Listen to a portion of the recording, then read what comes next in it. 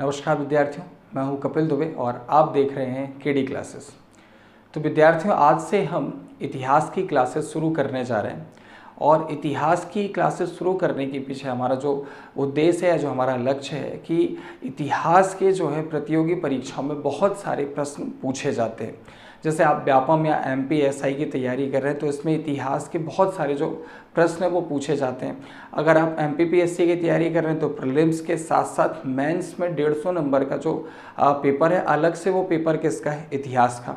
और जो स्टूडेंट्स होते हैं वो इतिहास को पढ़ने में उतनी रुचि नहीं दिखाते। क्यों? क्योंकि इतिहास जो है वो एक बहुत ही बृहद या बहुत ही बड़ा सब्जेक्ट है और बड़ा विषय होने के कारण लोगों की इसमें रुचि कैसी होती है, कम होती है।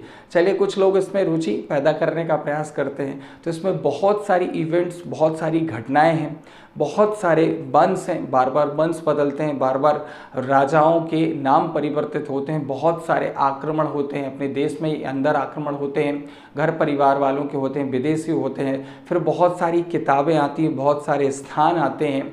तो इस वजह से और बहुत सारे सन भी होते हैं, तो इनको याद करने में लोगों को बहुत सारी समस्याएं आती हैं और लोगों के अक्सर ये प्रश्न होते हैं कि सर आपको इतना सारा ये इतिहास में डेट्स और ये सन और ये राजाओं के नाम कैसे याद हो गए। तो इसका एकमात्र यही उपाय है, यही तरीका है कि आप बार बार इसका रिवीजन करें।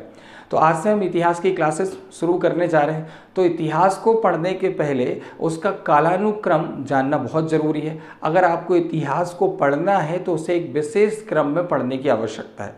जो आप इतिहास को सीक्वेंस से पढ़ना शुरू करेंगे तो इतिहास में आपकी रुचि पैदा होगी, आपको चीज़ें समझ में आएंगी कि कौन सा वंश था, किसने इसे समाप्त किया, उसके बाद कौन सा वंश स्थापित हुआ, कौन से राजा संस्थापक थे, कौन से राजा अंतिम राजा थे। तो चलिए इतिहास की बात करते हैं। तो इतिहास में अगर हम देखें तो अध्ययन के दृष्टिकोण से इतिहास को 3 भागों में बांटा गया है। सबसे पहले आता है प्राचीन भारत यानी कि एंशिएंट हिस्ट्री, उसके बाद आता है मध्यकालीन भारत यानी कि मिडाइवल हिस्ट्री और उसके बाद आता है आधुनिक भारत यानी कि मॉडर्न हिस्ट्री। साथ ही साथ एक और पोर्शन जो है वो है वर्ल्ड हिस्ट्री यानी कि विश्व इतिहास। विश्व का इतिहास भी इतिहास का ही चैप्टर है। आजकल एक नया चैप्टर जुड़ गया है। यूपीएससी में ज़्यादातर जो क्वेश्चन होते हैं वो पूछे जाते हैं स्वतंत्रता प्राप्ति के बाद का इतिहास। तो ये जो सेक्शन है हमें पढ़ने हैं। तो अब सबसे पहले हम अगर देखें तो प्राचीन भारत का अध्ययन करेंगे, उसके बाद हम किस पे जाएंगे, मध्यकालीन भारत पर, मध्यकालीन भारत के बाद हम किस पे जाएंगे, आधुनिक भारत पर जाएंगे। तो अगर हम देखें प्राचीन काल की शुरुआत जो होगी वो कहाँ से होगी, पाषाण काल से। तो प्राचीन भारत को एक बहुत ज़्यादा सीक्वेंस में पढ़ने की आवश्यकता है। तो चलिए देखते हैं तरीके से हम प्राचीन काल या प्राचीन भारत का अध्ययन करेंगे। तो यहाँ पर मैं लिख रहा हूँ प्राचीन भारत या प्राचीन इतिहास। तो अगर हम प्राचीन भारत या प्राचीन इतिहास की बात करें, एंशिएंट हिस्ट्री की बात करें, तो सबसे पहले इसके अंदर हम पढ़ेंगे पाषाण काल। पाषाण काल का मतलब है स्टोन एज, तो पत्थरों के काल का हम अध्ययन करेंगे। उसके बाद दूसरा जो हमारा टॉपिक होगा वो होगा सिंधु घाटी सभ्यता यानी कि इंडस वैली सिविलाइजेशन, जिसको हम हड़प्पा सिविलाइजेशन या हड़प्पा सभ्यता के नाम से भी जानते हैं। सिंधु घाटी सभ्यता को ही ताम्र पाषाण काल भी कहा जाता है। तो इसी को हम क्या बोलते हैं, ताम्र पाषाण काल। ठीक है। अब उसके बाद सिंधु घाटी सभ्यता जैसे ही समाप्त होती है, उसके बाद जो हमारा चैप्टर होगा वो होगा वैदिक संस्कृति यानी कि वैदिक कल्चर या वैदिक एज की हम बात करेंगे। अब वैदिक एज को 2 भागों में बांटा गया है। एक है कौन सा, ऋग्वैदिक काल, और दूसरा कौन सा है, उत्तर वैदिक काल। ठीक है। अब इसके बाद जब वैदिक संस्कृति समाप्त होती है तो 600 ईसा पूर्व यहाँ पर अगर हम देखें तो महाजनपद काल का उदय होता है। महाजनपद काल यानी कि इसमें 16 महाजनपद जो होते हैं वो बनते हैं। अब महाजनपद काल के दौरान जो अगर हम बात करें तो 2 धर्म जो होते हैं वो समानांतर रूप से उनका उत्कर्ष होता है, उदय होता है। वो कौन कौन से होते हैं, जैन धर्म और बौद्ध धर्म। तो फिर हम किसका अध्ययन करेंगे, जैन धर्म और बौद्ध धर्म का अध्ययन करेंगे। और इसके बाद हम पढ़ेंगे मौर्य काल। तो उसके बाद हम किसका अध्ययन करेंगे, मौर्य काल का। मौर्य काल के बाद एक और महत्वपूर्ण कालखंड है जिसका नाम है मौर्योत्तर काल। तो अगर हम मौर्योत्तर काल की बात करें तो मौर्योत्तर काल जो है वो इतिहास का एक बहुत ही महत्वपूर्ण कालखंड है। इस दौरान कुछ विदेशी आक्रमण होते हैं, साथ ही साथ भारत के उत्तर पश्चिमी क्षेत्र में शक, यवन, कुषाण के द्वारा कुछ राज्य स्थापित किए जाते हैं। फिर मौर्योत्तर काल के बाद अगर हम देखें तो फिर हम पढ़ेंगे गुप्त काल, और गुप्त काल के बाद हम पढ़ेंगे गुप्तोत्तर काल। तो अगर हम गुप्तोत्तर काल की बात करें तो जो गुप्तोत्तर काल है एक सामंतवादी काल है, और इस दौरान छोटे छोटे नए नए क्षेत्रीय राज्यों का उदय होता है और भारत जो होता है वो छोटे छोटे क्षेत्रों में विभाजित हो जाता है। तो ये हमने किसकी बात कर ली? एंशिएंट इंडिया की। एंशिएंट इंडिया को हम इसी सीक्वेंस में पढ़ने वाले हैं। उसके बाद हम पढ़ेंगे मध्यकालीन भारत। तो इस दौरान हम देखेंगे सबसे पहले इस्लाम का उदय होगा, फिर उस इस्लाम की स्थापना कहाँ पर होगी? भारत में। पहले शुरुआत होगी मोहम्मद बिन कासिम, अरब आक्रमणकारी जो होगा वो भारत पर आक्रमण करेगा, और ये पहला सफल आक्रमणकारी होगा जो भारत पर विजय प्राप्त करने में सफल रहेगा। सिंध पर यह अधिकार कर लेगा राजा दाहिर दाऊद के खिलाफ। ठीक है, फिर मोहम्मद बिन कासिम के बाद तुर्की आएंगे, अरब नहीं आएंगे। अब कौन आएंगे? तुर्कियों के आक्रमण होंगे, और महमूद गजनबी आएगा, फिर मोहम्मद गौरी आएगा, और मोहम्मद गौरी की मृत्यु के बाद उसकी संतान नहीं रहती है, और जब उसकी संतान नहीं होती तो उसके पास 3 गुलाम होते हैं, और इन 3 गुलामों के बीच में साम्राज्य का बंटवारा होता है। और जब साम्राज्य का बंटवारा होता है तो जो भारत का क्षेत्र है वो मिलता है कुतुबुद्दीन ऐबक को, और कुतुबुद्दीन ऐबक के साथ ही दिल्ली सल्तनत की शुरुआत होती है। दिल्ली सल्तनत का जो कालखंड है लगभग 320 वर्ष का है, 1206 से 1526, और इस दौरान 5 वंश जो होते हैं वो भारत में दिल्ली सल्तनत के अंतर्गत शासन करते हैं। पहला होता है गुलाम वंश, दूसरा होता है खिलजी वंश, तीसरा होता है तुगलक वंश, चौथा होता है सैयद वंश, और 5वां होता है लोधी वंश। अब लोधी वंश का अंतिम शासक कौन होता है? इब्राहिम लोधी। इब्राहिम लोधी और बाबर जो कि मुगल होता है, इन दोनों के बीच में पानीपत की पहली लड़ाई होती है 1526 में, और इस लड़ाई में बाबर जो होता है वो इब्राहिम लोधी की हत्या कर देता है और विजय प्राप्त करता है, और इसी के साथ भारत में मुगल वंश की जो हो जाती है शुरुआत हो जाती है। मुगल वंश जो है वो 1526 से कब तक चलेगा? 1857 तक। लेकिन मुगल काल को 2 भागों में बांटा गया, एक है मुगल कालीन बादशाह और एक है उत्तरकालीन मुगल बादशाह या मुगलों का पतन।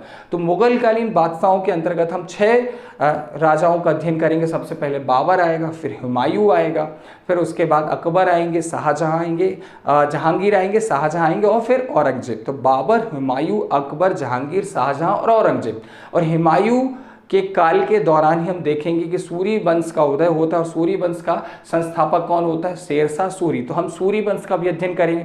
अब उसके बाद उत्तर मुगल काल की हम बात करें तो जब औरंगजेब की मृत्यु होती तो उसके बाद जो मुगल बादशाह होते हैं वो उतने योग्य नहीं होते, श्रेष्ठ नहीं होते, उनके सेनापति भी उतने अच्छे नहीं होते हैं। और इसी समय अगर हम देखें तो मुगलों के पतन की क्या होती है? शुरुआत होती है।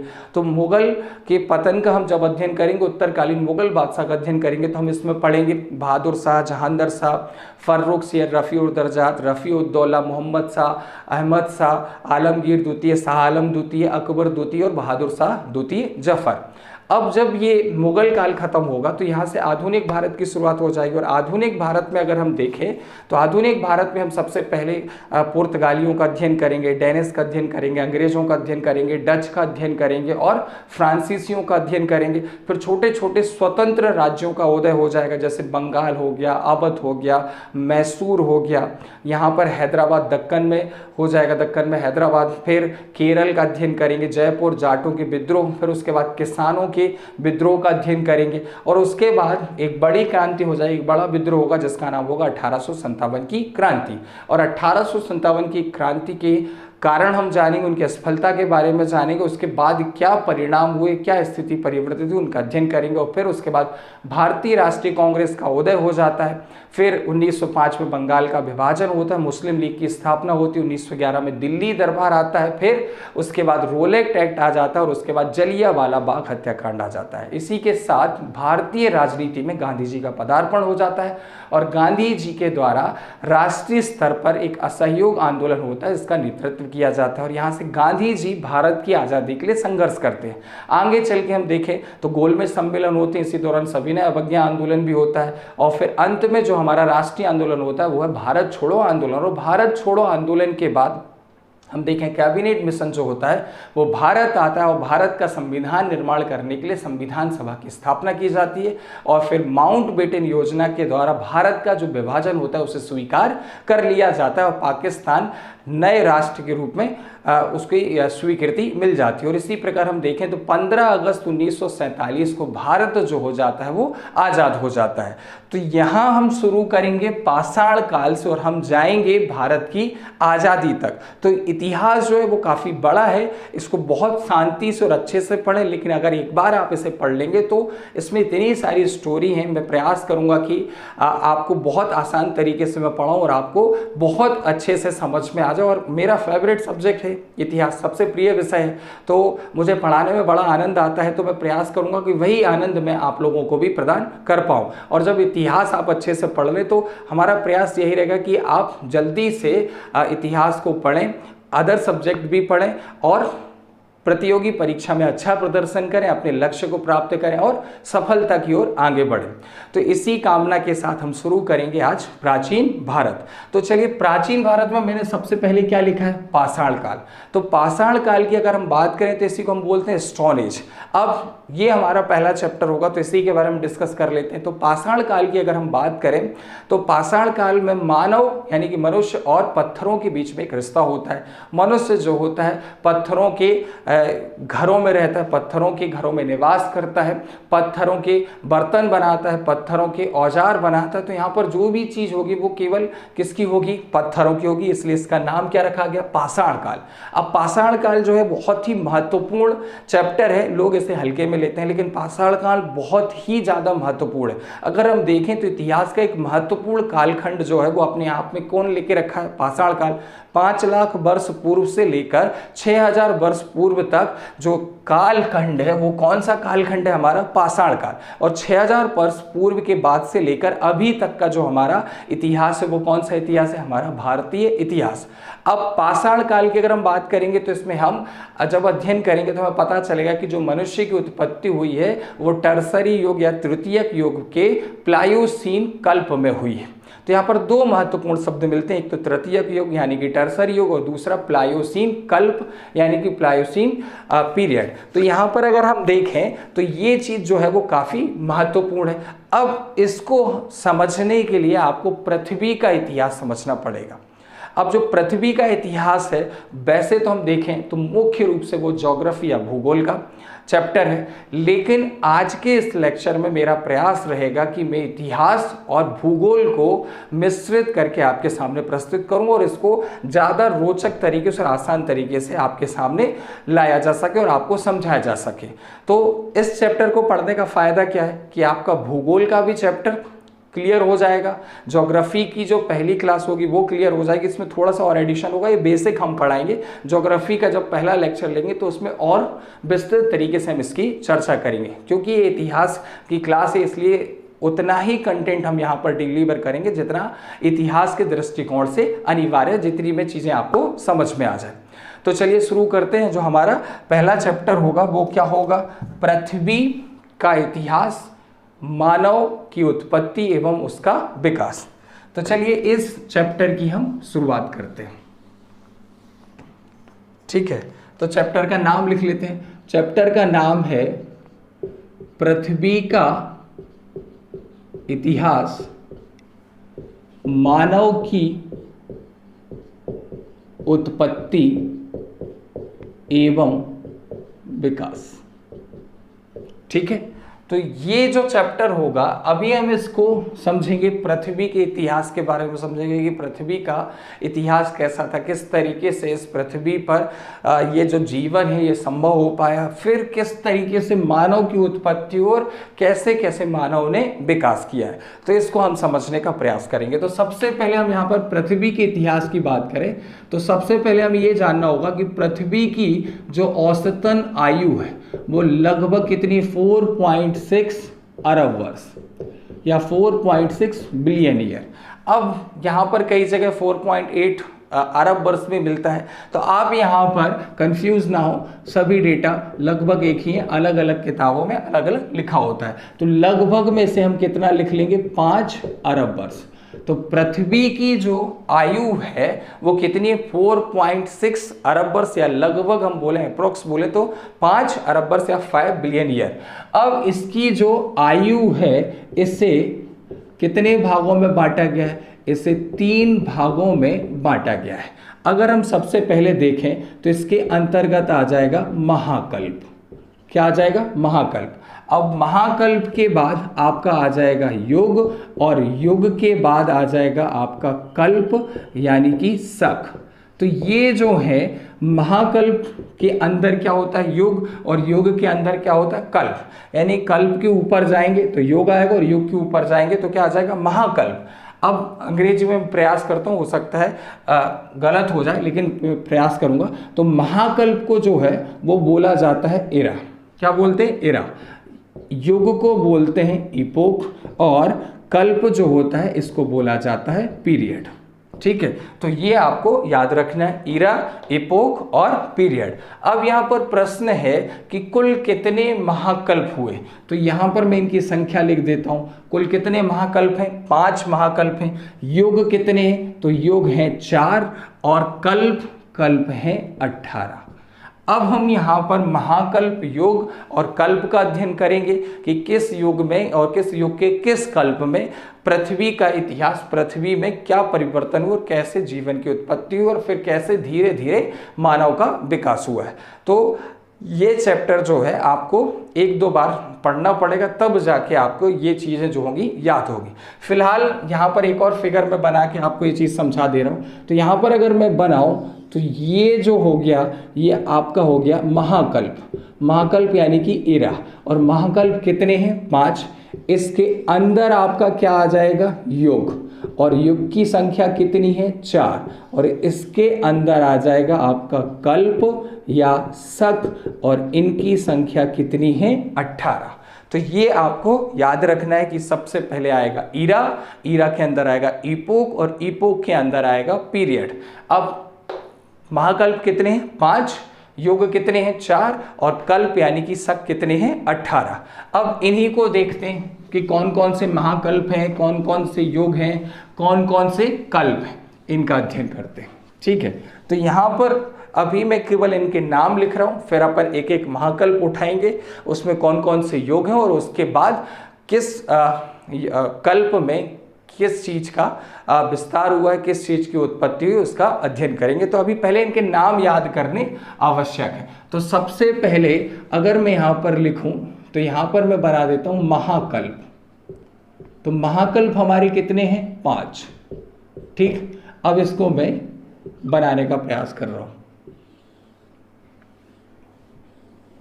ठीक है, अब यहाँ पर अगर पहला महाकल्प देखें तो ये आ जाएगा प्री पैलियोजोइक। कौन सा है? Pre Palaeozoic. अब दूसरा महाकल्प अगर मैं लिखूं तो ये आ जाएगा पैलियोजोइक। तो हमारा दूसरा महाकल्प कौन सा आ जाएगा? पैलियोजोइक। अब तीसरा जो हमारा महाकल्प आएगा वो आएगा मीसोजोइक। कौन सा? मीसोजोइक। और चौथा जो हमारा महाकल्प आएगा वो आएगा सीनोजोइक। कौन सा आ जाएगा? सीनोजोइक। और जो हमारा पांचवा महाकल्प आएगा वो हमारा आ जाएगा कौन सा? नियोजोइक। ठीक है, तो मैंने आपको बताया था कि महाकल्प कितने हैं? 5 हैं। अब इनके नाम आपको याद रखने तो याद हो जाएंगे, बहुत सिंपल है। सबसे पहले कौन सा आ गया? Pre Palaeozoic. दूसरे नंबर पर कौन सा आ गया? पैलियोजोइक। पैलियोजोइक के जो पहले की घटनाएं हुई उनको नाम हमने क्या दे दिया? Pre Palaeozoic. फिर दूसरा कौन सा हो गया? पैलियोजोइक। फिर तीसरा मीसोजोइक, चौथा सीनोजोइक, और पांचवा नियोजोइक। जल्दी से एक बार रिवाइज कर लीजिए। Pre Palaeozoic, Palaeozoic, Mesozoic, Cenozoic, और सीनोजोइक के बाद आ जाएगा नियोजोइक। अब इनके अंदर क्या आएंगे? योग आएंगे। तो हमने क्या बोला था कि जो योग है वो किसके अंदर आते हैं? महाकल्प। और योगों की संख्या कितनी है? 4। तो यहाँ पर हमारे पास महाकल्प कितने? 5। तो क्लियर है कि किसी न किसी एक महाकल्प में योग नहीं होगा, तो वो प्री पैलियोजोइक में पैलियोजोइक में कोई योग नहीं है। तो यहाँ पर कोई भी योग नहीं है। अब पैलियोजोइक को ही प्राथमिक युग माना गया है। तो इसे क्या माना गया है? प्राथमिक युग इसे माना गया है। अब मीसोजोइक को हम क्या मान लेंगे? द्वितीयक युग। और उसके बाद सीनो जो एक हमारा कौन सा हो जाएगा, तृतीयक योग, और उसके बाद अगर हम देखें नियोजोइक, तो नियोजोइक हो जाएगा हमारा चतुर्थक योग। ठीक, क्लियर हुआ? तो ये हमारे पास योग कितने हो गए, 4 हो गए। ठीक है, पहला प्राइमरी, सेकेंडरी, टर्सरी और क्वार्टर। ठीक है, तो ये आपको याद रखने हैं कि जो हमारा प्री पैलियोजोइक है एक्चुअल में शुरुआत यहाँ से होती है, कुछ और ही जो चीज़ें कुछ 4-5 लाइन ही है वो बस यहाँ पर आएंगी, ज़्यादा महत्वपूर्ण नहीं है। तो वो इसलिए प्राथमिक युग किसको माना गया, पैलियोजोइक को। तो प्री पैलियोजोइक में कोई भी युग नहीं है। पैलियोजोइक को क्या बोलते हैं, प्राथमिक युग। सीनोजोइक, मीसोजोइक को द्वितीयक युग, सीनोजोइक को तृतीयक युग और नियोजोइक को चतुर्थक युग बोला जाता है। ठीक है, माना गया है। अब उसके बाद यहाँ पर हम क्या देखेंगे, कल्प।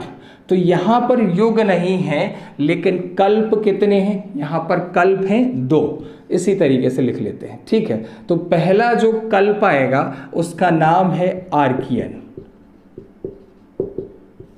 ठीक है, और दूसरा कौन सा है, प्री कैम्ब्रियन। दूसरा कौन सा है, प्री कैम्ब्रियन। तो आर्कियन, आर्कियन के बाद प्री कैम्ब्रियन। अब यहां पर ये देख लीजिए, यहां पर मैं संख्या भी मेंशन कर दे रहा हूं ताकि टोटल करने में आसानी होगी। तो यहां पर हमने कौन कौन सी लिख ली, आर्कियन और प्री कैम्ब्रियन। अब यहां पर जो है इनकी संख्या है 6। इनको देखते हैं अपन। सबसे पहले आ जाएगा कैम्ब्रियन। कौन सा आ जाएगा, कैम्ब्रियन। कैम्ब्रियन के बाद आ जाएगा आर्डोविशियन। कौन सा आ जाएगा, आर्डोविशियन। आर्डोविशियन के बाद यहां पर अगर हम देखें तो वो आ जाएगा हमारा सिल्यूरियन। क्या आ जाएगा, सिल्यूरियन। उसके बाद आ जाएगा डेवोनियन, और डेवोनियन के बाद कार्बोनीफेरस। कौन सा, कार्बोनीफेरस। और कार्बोनीफेरस के बाद आ जाएगा परमियन। ठीक, याद रहेगा। तो सबसे पहले क्या आ जाएगा, कैम्ब्रियन। कैम्ब्रियन के बाद आर्डोविशियन। आर्डोविशियन के बाद सेल्यूरियन, डेवोनियन, कार्बोनीफेरस और परमियन। अब यहां पर अगर हम द्वितीयक युग की बात करें तो द्वितीयक युग में जो कल्पों की संख्या है वो कितनी है, 3 है। कौन कौन से हैं, पहला है ट्रियासिक। कौन सा है, ट्रियासिक। दूसरा है जोरेसिक, और जोरेसिक के बाद तीसरा जो है वो है क्रिटेशियस। ठीक, तो ट्रियासिक, जोरेसिक और क्रिटेशियस, ये 3 कल्प जो हैं ये किसके अंतर्गत आएंगे, मीसोजोइक, जो कि द्वितीयक युग है। अब यहां पर हम देखें तो यहां पर जो कल्प हैं वो कितने हैं, 5। सीनोजोइक तृतीयक युग, इसके अंतर्गत कितने कल्प आएंगे, 5 कल्प आएंगे। अब पहला जो कल्प होगा उसका नाम होगा पेलियोसीन। कौन सा है, पैलियोसीन। पैलियोसीन के बाद आपका जो दूसरा कल्प आएगा उसका नाम होगा इयोसीन। इयोसीन के बाद आएगा ओलिगोसीन, और ओलिगोसीन के बाद चौथा जो आएगा उसका नाम होगा मायोसीन। और मायोसीन के बाद जो हमारा 5वां और अंतिम और बहुत ही महत्वपूर्ण है जिसमें मानव की उत्पत्ति हुई है उसका नाम है प्लायोसीन। क्या नाम है, प्लायोसीन। ठीक है, तो 5 हो गए, पैलियोसीन, इयोसीन, ओलिगोसीन, मायोसीन और प्लायोसीन। 1-2 बार रिवाइज करेंगे तो जल्दी से याद हो जाएगा। अब चतुर्थक युग, चतुर्थक युग में 2 हैं, एक का नाम है प्लास्टोसीन। क्या नाम है, प्लास्टोसीन। और प्लास्टोसीन के बाद जो हमारा दूसरा है उसका नाम है होलोसीन। ठीक है, तो यहां पर अगर हम देखें तो महाकल्प कितने थे, 5। यहां पर हम देखें युग, तो युग हमारे पास कितने हो गए हैं, 4। और उसके बाद यहां पर मैंने क्या लिखा है, कल्प। कल्प या शक, इनकी संख्या अगर हम गिने तो कितनी हो जाएगी, 18। 2 और 6 8, 3 11, 5 16 और 2 18। तो टोटल कितने कल्प या शक हैं? 18। योग कितने हैं? 4। और महाकल्प कितने हैं? 5।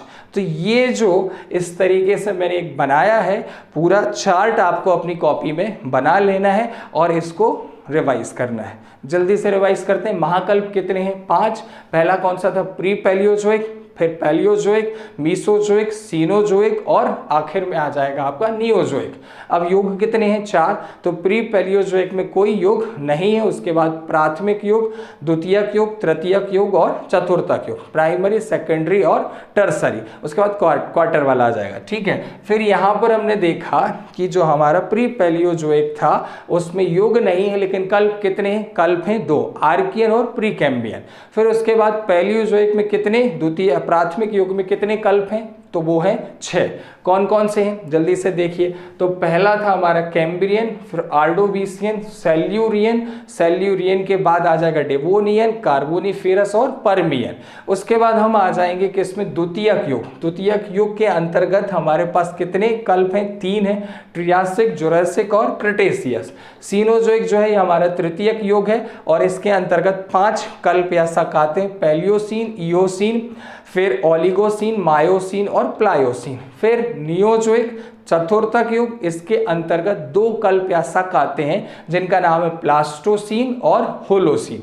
अब किस कल्प में क्या घटित हुआ है इसका हम अध्ययन करते हैं, यही हमारा चैप्टर है। तो इसको मैं इतने आराम से इसलिए पढ़ा रहा हूँ ताकि ये इतने सारे जो नाम हैं पता चले। ये पहला लेक्चर है और पहले लेक्चर में ही आप सब लोग घबरा जाएं कि सर ने ये इतने कठिन कठिन से नाम बता दिए हैं।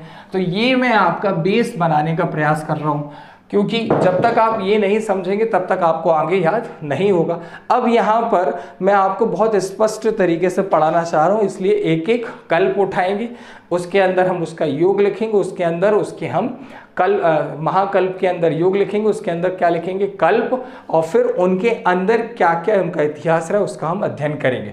तो यहाँ पर हमारा पहला जो महाकल्प था उसका नाम क्या है?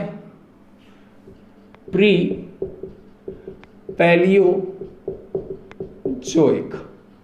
अब यहां पर हम लिख देते हैं कि कोई युग नहीं है, लेकिन अगर हम यहां पर क्या लिखें? कल्प, तो कल्प कितने हैं? 2 हैं। ठीक, तो कल्प यहां पर हम बना लेते हैं, इसी तरीके से बना देते हैं। कल्प कितने हैं? 2 हैं। एक कौन सा था? एक है आर्कियन, और आर्कियन के बाद दूसरा कौन सा था?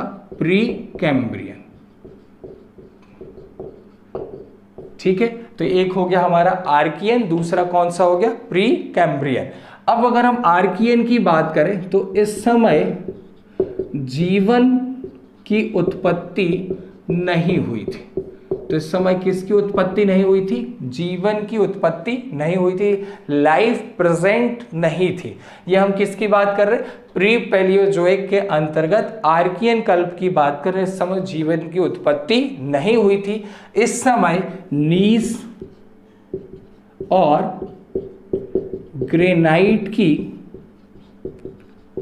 चट्टानों की क्या हुई? उत्पत्ति हुई। किस किस की? नीस और ग्रेनाइट की चट्टानों की। तो ये एक फैक्ट और ये 2 फैक्ट आपको याद रखने हैं। तो प्री पैलियोजोइक के आर्कियन कल्प में जीवन नहीं था, केवल नीस और ग्रेनाइट की चट्टानों की उत्पत्ति हुई। अब यहाँ पर प्री कैम्ब्रियन की अगर हम बात करें तो यहाँ पर इग्नियस रॉक यानी कि आग्नेय चट्टानों का निर्माण हो जाता है या इनकी उत्पत्ति हो जाती है। ठीक है, तो किसका निर्माण होता है? आग्नेय चट्टानों का। फिर यहीं पर आपका छोटा नागपुर का पठार बन जाता है। साथ ही साथ अगर हम देखें तो कडप्पा समूह के बाद अरावली और अरावली के साथ धारवाड़ समूह, ठीक है। तो धारवाड़ समूह की जो चट्टानें थी, या सॉरी धारवाड़ समूह, इन सब का क्या हो जाता है, निर्माण हो जाता है। तो ये आपको याद रखना है। तो ये जो है ये हमारा पहला कल्प, पहला महाकल्प हुआ। पहला महाकल्प कौन सा था, प्री पैलियोजोइक। कोई युग नहीं है, कल्प कितने हैं, 2, आर्कियन और प्री कैम्बियन। आर्कियन की हम बात करें तो इसमें जीवन की उत्पत्ति नहीं हुई, केवल ग्रीस और नीस और ग्रेनाइट की चट्टानें की उत्पत्ति हुई। प्री कैम्बियन की बात करें तो आग्नेय चट्टानों का निर्माण हुआ। छोटा नागपुर के पठार कडप्पा समूह, अरावली, धारवाड़ समूह का क्या हुआ, निर्माण हुआ। ठीक है। अब हमारा दूसरा जो महाकल्प था वो कौन सा था, पैलियोजोइक। कौन सा है, पैलियोजोइक। तो यहां पर मैं लिखता हूं, ये थोड़ा सा बड़ा है, पैलियोजोइक। अब पैलियोजोइक ये तो हो गया हमारा महाकल्प, इसे हम बोलते हैं प्राथमिक युग। क्या बोलते हैं, प्राथमिक युग।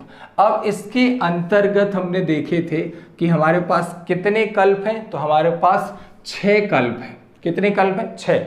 अब जो हमारा पहला कल्प हमने देखा वो कौन सा देखा था हमने, कैम्ब्रियन। प्री कैम्ब्रियन के बाद कौन सा आ गया, कैम्ब्रियन। तो कैम्ब्रियन की अगर हम बात करें तो यहां पर बिना रीढ़ वाले जीव की उत्पत्ति हो जाती है। तो यहां पर किसकी उत्पत्ति होती है, बिना रीढ़ वाले जीव की क्या हो जाती है, उत्पत्ति हो जाती है। ठीक है। अब जब बिना रीढ़ वाले जीव जो होते हैं इनकी उत्पत्ति हो जाती है, ये महत्वपूर्ण है। तो कौन कौन से हैं वो, जैसे आ जाएगा आपका एनीलिडा और आर्थ्रोपोडा समूह के जीव। और ये साइंस के हिसाब से अगर हम देखें तो आर्थ्रोपोडा जो होता है इसमें काइटिन की जो आउटर स्केलेटन होती है वो किससे बनी होती है, काइटिन से। तो जब हम सेल न्यूट्रिशन पढ़ते हैं तो उसमें हम कार्बोहाइड्रेट पढ़ते हैं। कार्बोहाइड्रेट 3 प्रकार का होता है, जो थर्ड कैटेगरी, थर्ड स्टेज होती है, जैसे हम पॉलीसैकेराइड बोलते हैं। और पॉलीसैकेराइड का एक एग्जांपल क्या है, काइटिन या साइटिन भी बोलते हैं लोग। और जो आउटर स्केलेटन है आर्थ्रोपोडा ग्रुप के जीवों की, वो किससे बनी होती है, पॉलीसैकेराइड। पॉलीसैकेराइड का नाम क्या, काइटिन। तो इनके एग्जांपल आपको मिल जाएंगे, जैसे केचुआ सॉरी कॉकरोच होता है या आपका चीटा होता है। तो ये सब जो है कौन है, आर्थ्रोपोडा समूह। एनीलिडा की अगर हम बात करें तो केचुआ इसका बहुत ही अच्छा एग्जांपल है। तो जो बिना रीढ़ वाले जीव थे इनकी उत्पत्ति हो जाती एनीलिडा और आर्थ्रोपोडा समूह के जीवों की। और इसी समय विंध्य पर्वतमाला का भी निर्माण होता है। तो इसी समय किसका निर्माण होता है, विंध्य पर्वतमाला का क्या होता है, निर्माण होता है। तो ये हमने किसकी बात करी, कैम्ब्रियन कल्प की, कि कैम्ब्रियन कल्प के दौरान बिना रीढ़ वाले जीवों की उत्पत्ति होती है। एनीलिडा और आर्थ्रोपोडा समूह के जो जीव हैं इनकी भी उत्पत्ति होती है और विंध्य पर्वतमाला का निर्माण होता है। अब दूसरा जो हमारा कल्प था उसका नाम था आर्डोविशियन। ठीक है। अब आर्डोविशियन कल्प जो है ये ज्यादा महत्वपूर्ण नहीं है। यहां पर अगर हम देखेंगे तो निम्न कोटि की मछलियों की उत्पत्ति होती है। तो यहां पर किसकी उत्पत्ति होती है, निम्न कोटि की मछलियों की क्या होती है, उत्पत्ति होती है। तो ये कौन सा हो गया, आर्डोविशियन। तो आर्डोविशियन याद रखना है कि निम्न कोटि की मछलियों की उत्पत्ति जो हुई है वो प्राथमिक युग के आर्डोविशियन कल्प में हुई है। अब आर्डोविशियन के बाद हमारे पास आ जाएगा सिल्यूरियन। अब सिल्यूरियन की हम बात करें तो ये जो है ये काफी महत्वपूर्ण है। सिल्यूरियन आपको याद रखना है। अब सिल्यूरियन की बात करें तो यहां से कनेक्ट होगा। यहां पर देखें आपको धीरे धीरे विकास समझ में आ जाएगा। जब हमने प्री पैलियोजोइक पढ़ा तब हमने क्या देखा कि जीवन की उत्पत्ति नहीं हुई थी। जैसे ही हम कैम्ब्रियन में आए यहां पर हमें देखा कि बिना रीढ़ वाले जो जीव थे उनकी उत्पत्ति हो गई। अब यहां पर सिल्यूरियन में रीढ़ वाले जीवों की क्या हुई, उत्पत्ति हुई और इन्हें बोला जाता है वर्टिब्रेट्स। इसलिए ये कहलाता है एज ऑफ वर्टिब्रेट्स। ठीक है। तो जो रीढ़ वाले जीव होते हैं उनको हम क्या बोलते हैं, वर्टिब्रेट्स। तो एज ऑफ वर्टिब्रेट्स की उत्पत्ति जो है, उत्पत्ति वाला जो कल्प है वो कौन सा है, सिल्यूरियन। इसलिए ये महत्वपूर्ण है, इसको आपको याद रखना है, ठीक है। अब इसके बाद जो हमारा नेक्स्ट कल्प है उसका नाम है डेवोनियन। अब डेवोनियन भी काफी महत्वपूर्ण है क्योंकि इसे मत्स्य काल के नाम से जाना जाता है, या एज ऑफ फिश या फिश एज के नाम से भी जानते हैं। लिख ही देता हूं मैं, आप इसको सुधार लेना, इंग्लिश में सही होगा, गारंटी नहीं है, एज ऑफ फिश या फिश ऑफ एज हो सकता है, लेकिन हिंदी में गारंटी दूंगा मैं। तो डेवोनियन यानी कि मत्स्य काल की हम बात करें तो इस समय मछलियों की उत्पत्ति हुई, इसलिए इसे क्या है बोला गया, मत्स्य काल बोला गया है, ठीक है।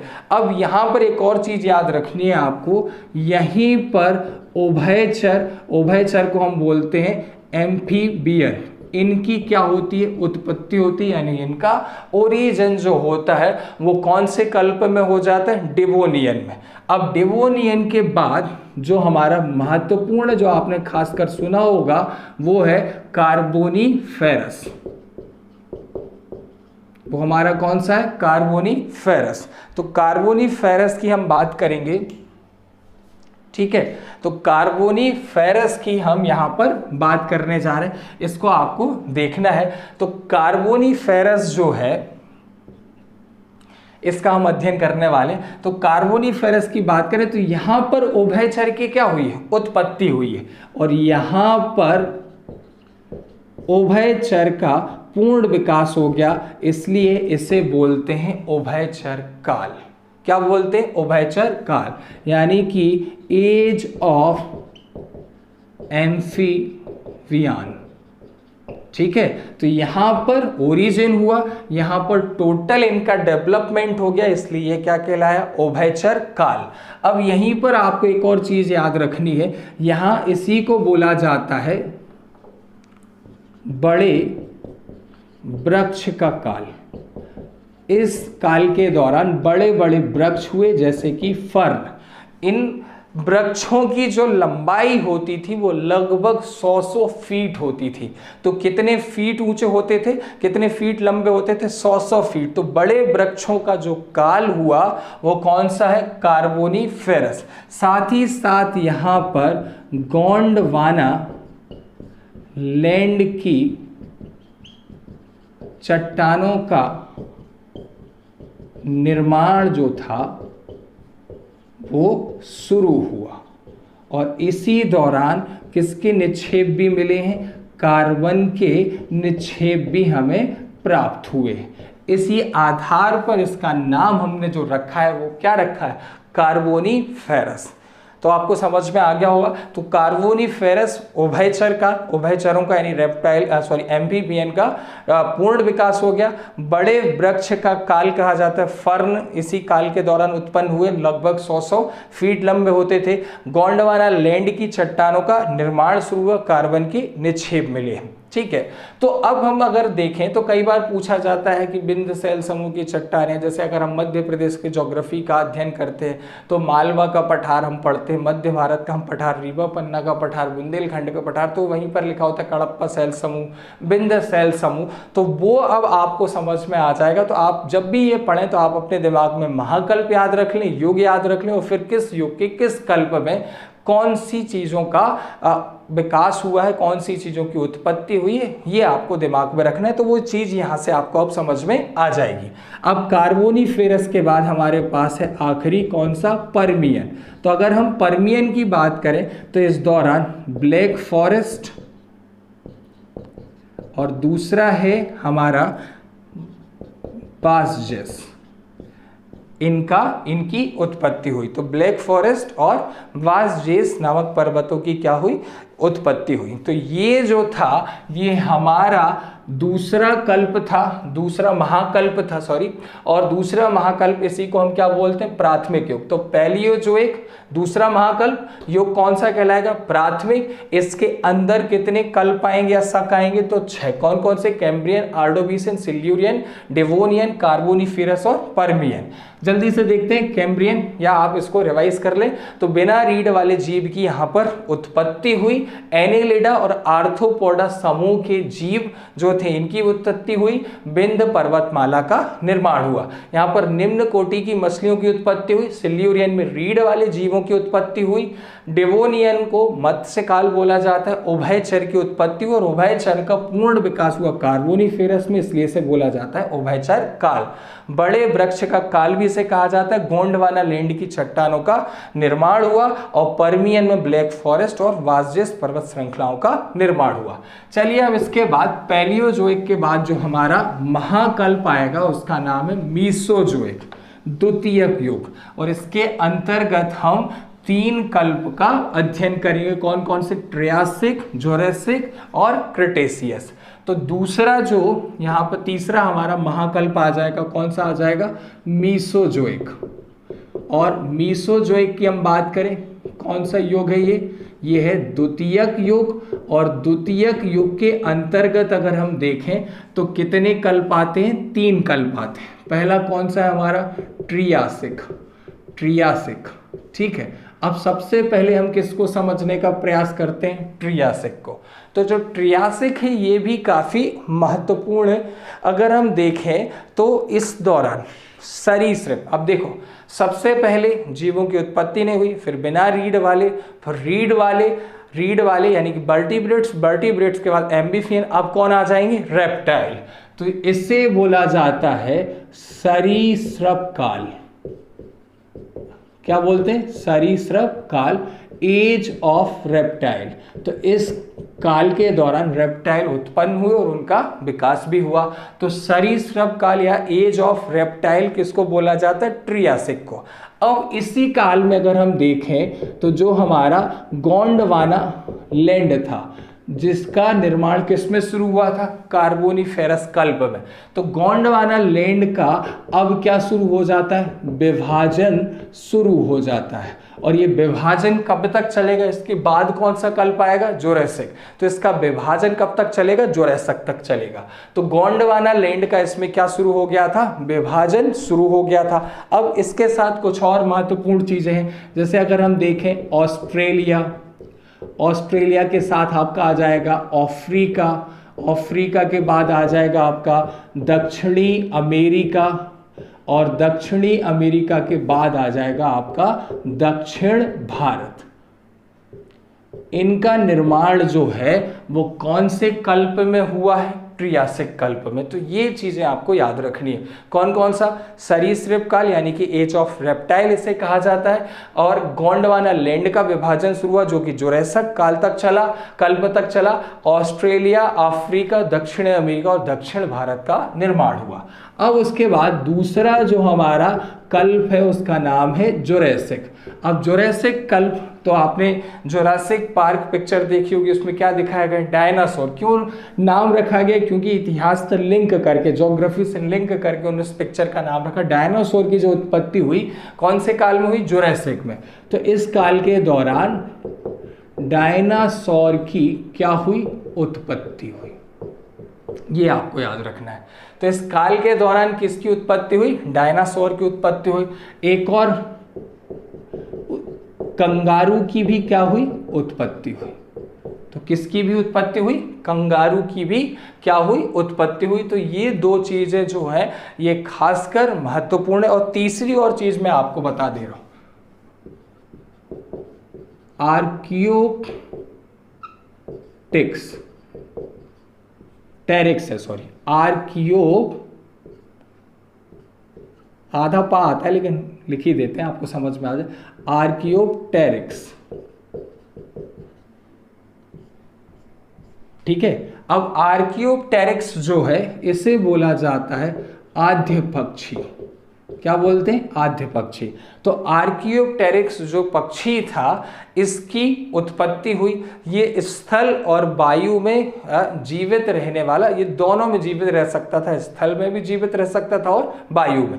तो ये पृथ्वी पर आने वाला सबसे पहला पक्षी था जिसका नाम क्या है? आर्कियोप्टेरिक्स।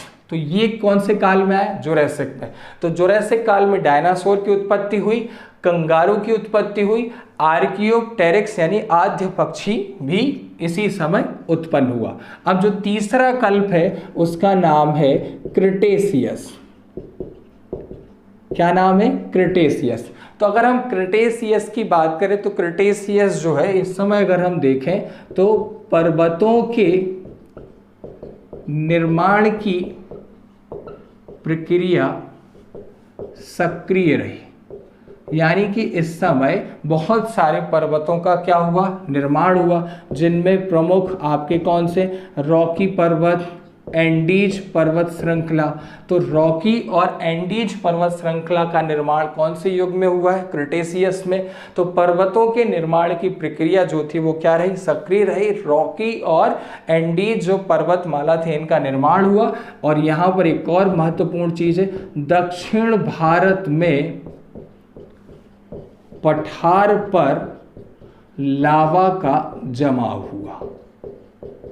ठीक है, तो ये हमारा कौन सा महाकल्प हो गया? मीसोजोइक।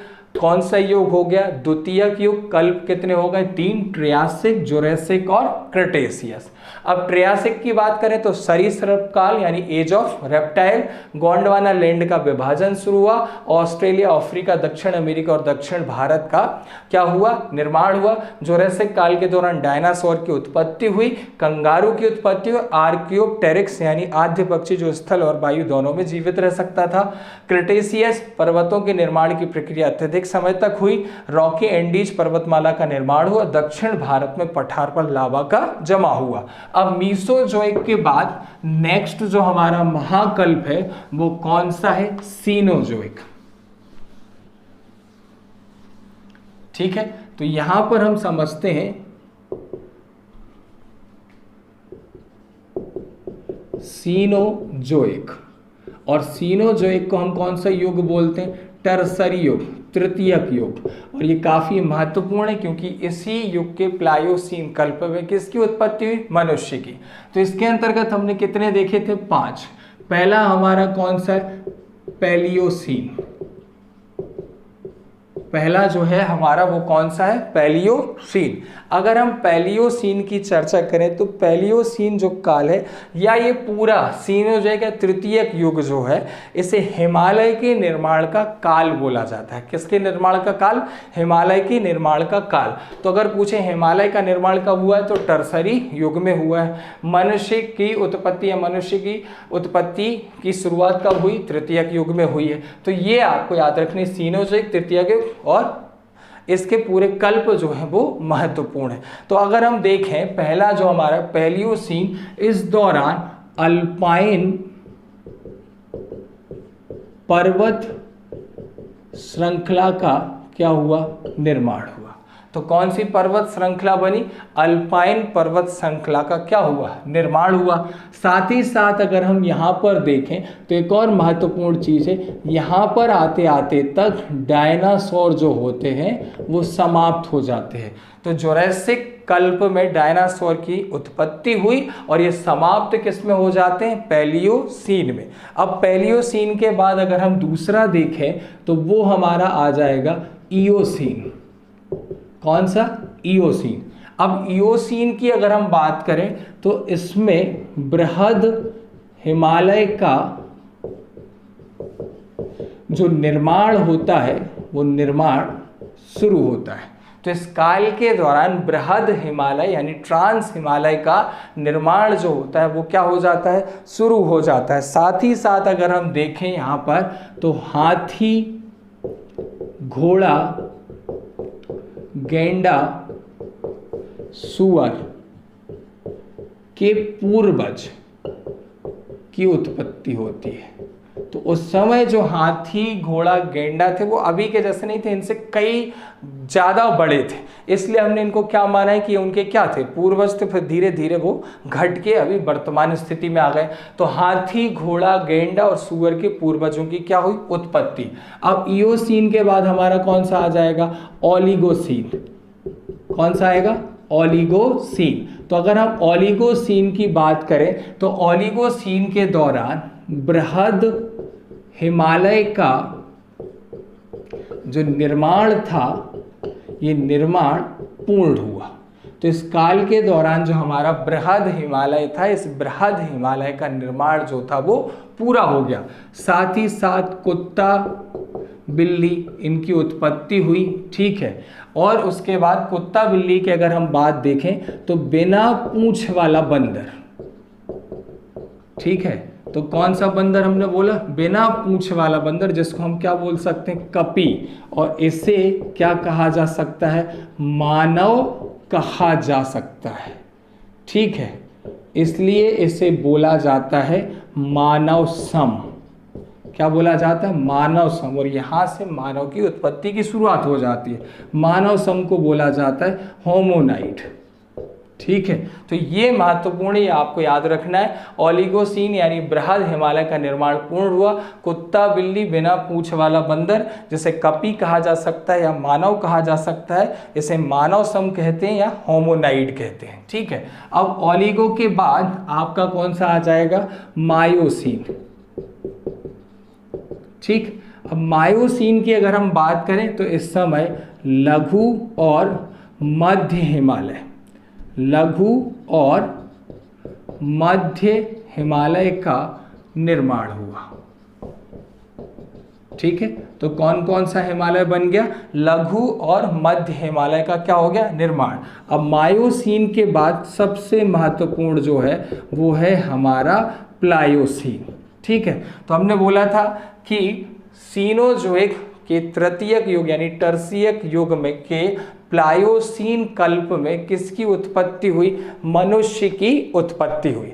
अब यहां पर देखते हैं, तो ये जो है मानव की उत्पत्ति का काल है। किसकी उत्पत्ति का काल है? मानव की उत्पत्ति का काल है। अब इसमें अगर हम देखें तो इस दौरान अरब सागर, कैस्पियन सागर, काला सागर, उत्तरी सागर, इन सब का निर्माण हुआ।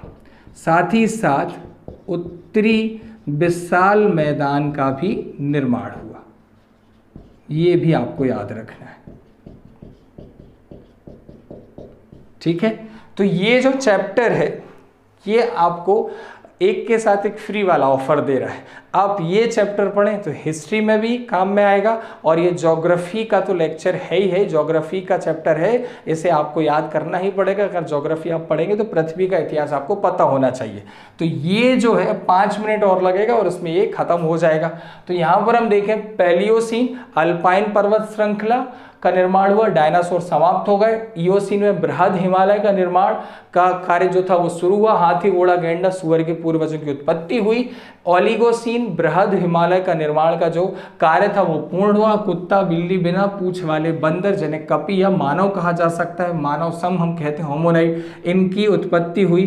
फिर मायोसीन काल में लघु और मध्य हिमालय का निर्माण हुआ। प्लायोसीन काल की बात करें तो मानव की उत्पत्ति का ये काल है। इसी काल के दौरान अरब सागर, कैस्पियन सागर, काला सागर, उत्तरी सागर और उत्तरी विशाल मैदान का क्या हुआ? निर्माण हुआ। अब आखिरी महाकल्प की तरफ हम बढ़ रहे हैं, और आखिरी जो हमारा महाकल्प है वो कौन सा है? नियोजोइक। ठीक है, अब यहां पर मैं लिख देता हूं नियोजोइक।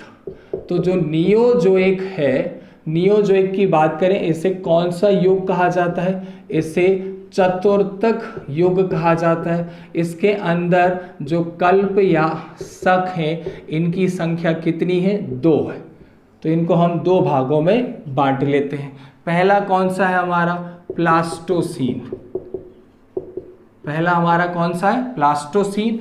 और दूसरा है हमारा होलोसीन।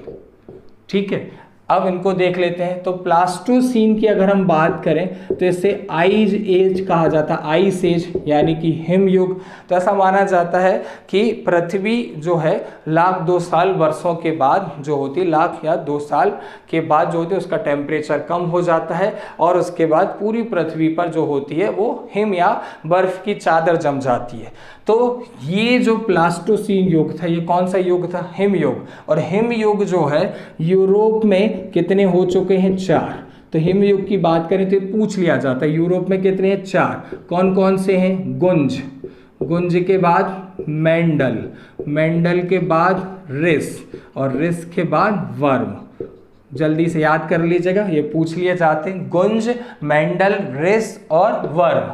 अब यहाँ पर अगर हम देखें होलोसीन, तो ये होलोसीन जो है ये मनुष्य का युग है। किसका युग है? मनुष्य का, मानव का युग। एज ऑफ ह्यूमन अगर पूछा जाए तो वो कौन सा है? होलोसीन है। ठीक है, साथ ही साथ यहाँ पर जो मनुष्य होता है वो कृषि और क्या करने लग जाता है? पशुपालन, इनको सीख जाता है, कृषि करना सीख जाता है, पशुओं को पालना सीख जाता है। तो मानव का युग, कृषि और पशुपालन जो चीजें आई वो किस में? होलोसीन में। साथ ही साथ अगर हम यहाँ पर देखें तो अफ्रीका, और अफ्रीका के बाद हम देखेंगे क्या? मध्य एशिया। तो मध्य एशिया में मरुस्थलों का उद्भव हुआ। किसका उद्भव हुआ? मरुस्थलों का उद्भव हुआ। ये आपको याद रखना है। तो नियोजोइक, चतुर्थक काल, चतुर्थक युग, कल्प कौन कौन से हैं? 2 हैं। एक कौन सा है आपका? प्लास्टोसीन, दूसरा कौन सा है? होलोसीन। प्लास्टोसीन की बात करें तो इसे हिमयुग बोलते हैं, यूरोप में 4 हुए, गुंज, मेंडल, रिस और वर्म। होलोसीन की बात करें, मानव का युग है, कृषि, मानव जो था वो कृषि और पशुपालन सीख गया। अफ्रीका और मध्य एशिया में मरुस्थलों का क्या हुआ? उद्भव हुआ। तो ये हमने पृथ्वी के इतिहास को समझने का प्रयास किया। जो हमारा नेक्स्ट चैप्टर होगा उसमें हम मानव की उत्पत्ति और मानव के विकास की पूरी प्रक्रिया को समझेंगे। अगर आपको हमारे लेक्चर्स पसंद आ रहे हैं तो इसे ज़्यादा से ज़्यादा संख्या में शेयर करें, हमारे चैनल को सब्सक्राइब करें, लाइक और कमेंट करना ना भूलें। धन्यवाद।